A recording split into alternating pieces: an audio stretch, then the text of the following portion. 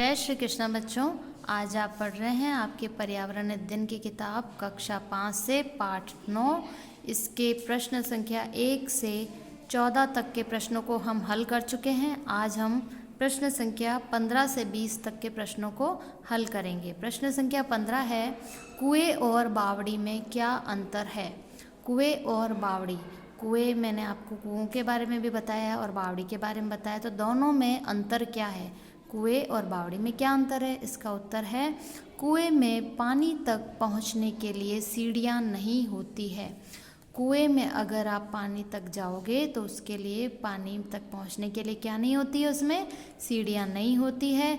जबकि बावड़ी में पानी तक पहुंचने के लिए सीढ़ियां होती है। बावड़ी में अगर आप जाना चाहोगे तो वहाँ पे चारों ओर सीढ़ियाँ बनी रहती है पानी तक पहुँचने के लिए, जबकि कुएं में पानी तक पहुँचने के लिए सीढ़ियाँ नहीं होती है। और कुएं गोल आकृति के भी होते हैं और बावड़ी चौकोर आकृति की होती है।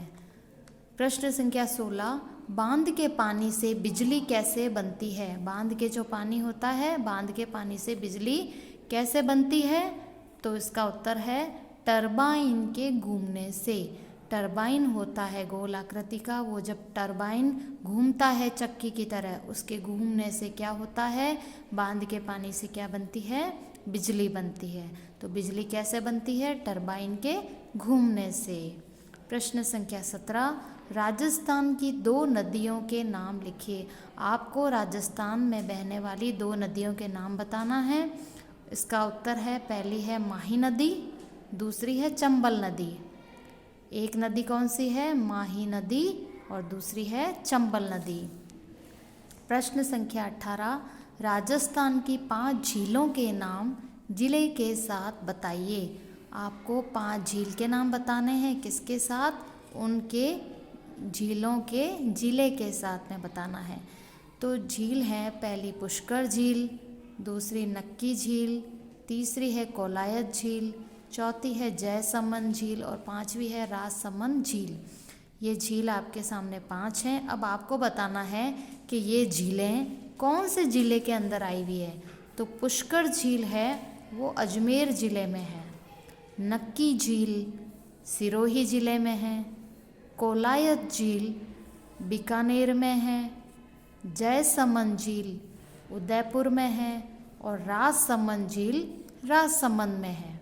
तो आपको ये अच्छे से याद होना चाहिए कि कौन सी झील कौन से ज़िले में है। ये 5 ज़िलों के नाम हैं, अजमेर, सिरोही, बीकानेर, उदयपुर, राजसमंद। इनके अंदर इन 5 ज़िले में ये 5 झील हैं, इसके नाम आपको याद करने हैं। प्रश्न संख्या 19 है, बांध क्यों बनाए जाते हैं। बांध क्यों बनाते हैं, क्यों बनाए जाते हैं, तो इसका उत्तर है समय के साथ बढ़ती जनसंख्या के लिए पीने के पानी, बिजली और सिंचाई की आवश्यकता की पूर्ति हेतु बांध बनाए जाते हैं।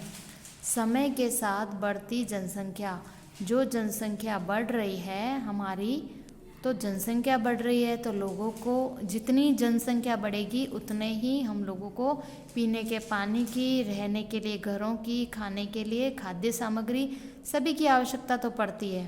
तो बांध क्यों बनाते हैं, क्योंकि जनसंख्या बढ़ रही है तो उन सब के पीने के लिए पानी चाहिए, बिजली भी चाहिए और सिंचाई की आवश्यकता की पूर्ति हेतु बांध बनाए जाते हैं। खेती बाड़ी जो लोग करते हैं, ग्रामीण लोग, तो उनको भी सिंचाई के लिए क्या ज़रूरत होती है, पानी की आवश्यकता है। बिजली भी बनती है, बांध से बिजली भी बनती है टरबाइन के घूमने से। तो हमको पीने के पानी के लिए, बिजली के लिए और सिंचाई की आवश्यकता की पूर्ति हेतु हमें बांध बनाए जाते हैं। प्रश्न संख्या 20, राजस्थान की 4 बावड़ियों के नाम लिखिए। आपको राजस्थान की 4 बावड़ी के नाम बताने हैं।